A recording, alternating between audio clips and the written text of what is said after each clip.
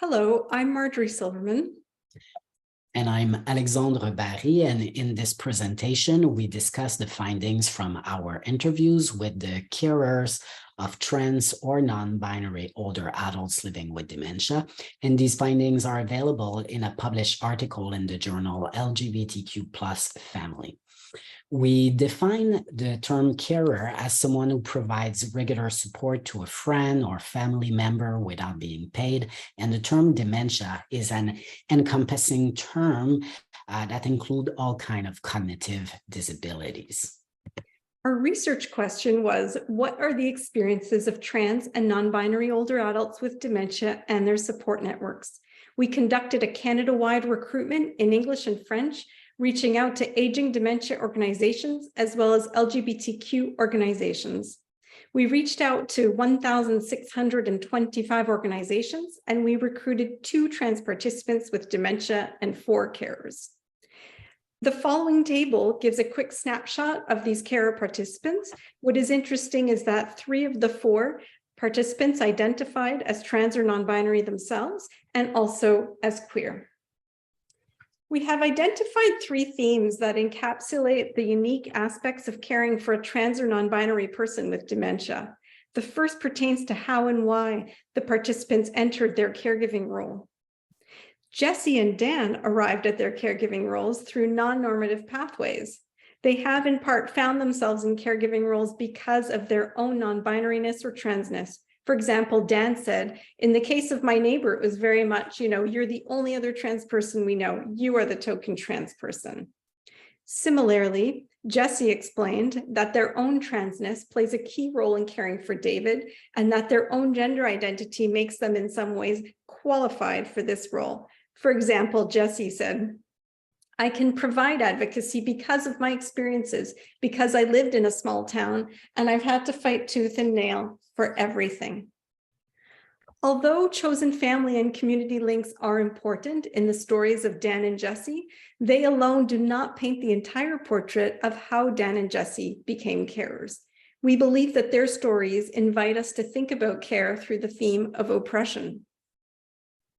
So the second theme we identified is related to care tasks. The 4 carers explained that they carry out tasks that are specifically related to gender identity or expression. Lou explained that they help their parents buy clothes and cut their parents' hair the way they like it. Similarly, Jessie explained that they assisted David in modifying certain gendered practices such as shaving so he could continue to perform it themselves autonomously. Yet there are some tasks that David is no longer able to perform without assistance, such as chest binding. The participants also engage in gender-related body care. For most participants, this involved helping with hormones. And in Nancy's case, she also has to accompany her husband, Victor, to the toilet. Due to what Nancy and Victor characterize as an unsuccessful bottom surgeries in the 1970s, Victor doesn't have a penis. However, in his state of mind of advanced dementia, Victor believes that he has a penis. So Nancy explained that when he goes to the toilet, no matter how hard we try, he faces the toilet. He acts as if he has a penis, and if we don't intervene, he'll pee on the floor. He doesn't want to understand that he doesn't have one. So while carers for cisgender people with dementia often need to help with bodily care, in the case of carers for trans or non-binary people with dementia, these tasks are deeply intertwined with gender, and this necessitates additional sensitivity. The carers also spoke about the role they play regarding gender-related advocacy, including the emotional labor of helping the person feel safe. For example, Lou explained that they must accompany their parent to medical appointments because if they're not present, their parent is taken less seriously regarding their non-binary identity. The carer's advocacy role also involves protecting the emotional well-being of the person. For example, Dan expressed the following sentiment when speaking about David: we're not going to let other people invalidate him. As much as the carers are trying to protect the people for whom they are caring from further oppression, the reality is that both the trans and non-binary people with dementia and their carers face multiple forms of discrimination. The carers pointed to forms of discrimination directed towards the trans and non-binary person, for example, excessive forms of gatekeeping. Nancy recounted that her husband tried multiple times to have gender-affirming surgery, yet he was denied on the pretense of complications due to medical issues. Many spoke about misgendering or professionals not taking them seriously. Dan stated regarding his neighbor, they're not even validating who he is. They're going to take away his hormones because they think he's not capable of making a decision. Nancy also described several instances of cisgenderist violence that occurred to Victor when he was in long-term care.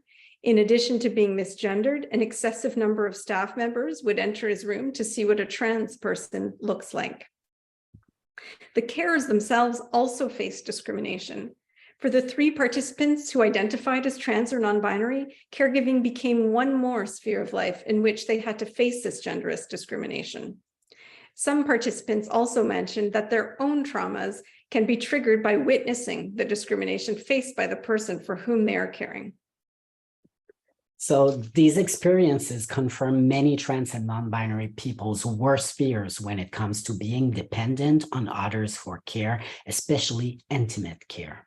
As a result, trans and non-binary people's options for care are more limited, as well as carers' options for seeking support. And this leads to a heavy responsibility on the shoulders of a few select carers. In conclusion, our findings demonstrates that carers of trans and non-binary adults with dementia, often themselves trans or non-binary, encounter specific realities and hurdles.